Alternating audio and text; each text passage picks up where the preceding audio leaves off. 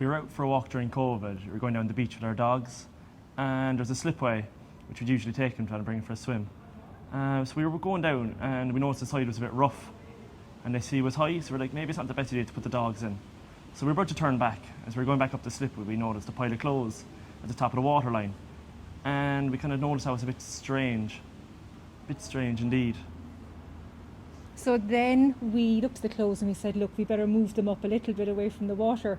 And then when we moved them up from the water, we paused and thought, you know what, this isn't right. So we said we'd climb up on the rocks and see if we could see if there was somebody in the water, because the beach, at half tide there's a beach, and after half tide there's no beach. The water comes in on the rocks, and we decided that we'd climb up the rocks and have a look and see if we could see somebody in the water.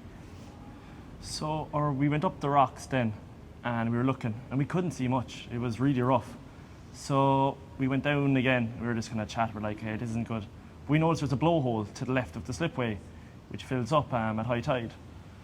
And as a joke, Mum shouted in, oh, is there someone inside there? And then a lady screamed back, help.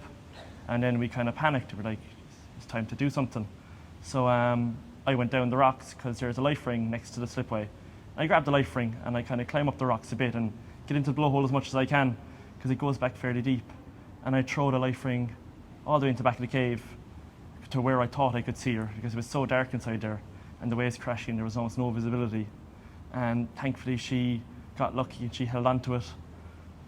And then in the meantime, I had gone up to the car to get some water safety equipment we keep in the car, and rang the Coast Guard and looked for the local Seven Heads Coast Guard to come down in the local lifeboat. And then by the time I had got back, you had checked the tide times and you knew the tide had changed. You knew what time it was getting dark at, and you had made visual contact and you were able to talk to her. So it was just kind of a case of trying to keep her away from the back of the cave, because you don't want to bang your head. And thankfully Mum had a life jacket in the car, so as I was holding her on the rope, we kind of worked the life jacket down towards her and just gave her a bit of additional buoyancy and a bit of protection from banging your body against the rocks. The life jacket would take a bit of the brunt of the force. And before we knew it, then the helicopter was overhead, the lifeboat was out in the bay, and the Coast Guard jeep had arrived, and then there was more experienced people than us to take over and help out. And in the end, it worked out well.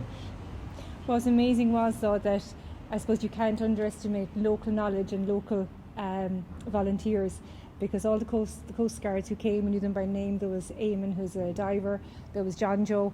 So when they came, they knew the area, they knew how to set up a rescue. And then out on the water was Vincent and Stuart in the lifeboat, and they had trained with the Coast Guard. So it was a whole community coming together and just stressing the importance of knowing where you live and supporting local services.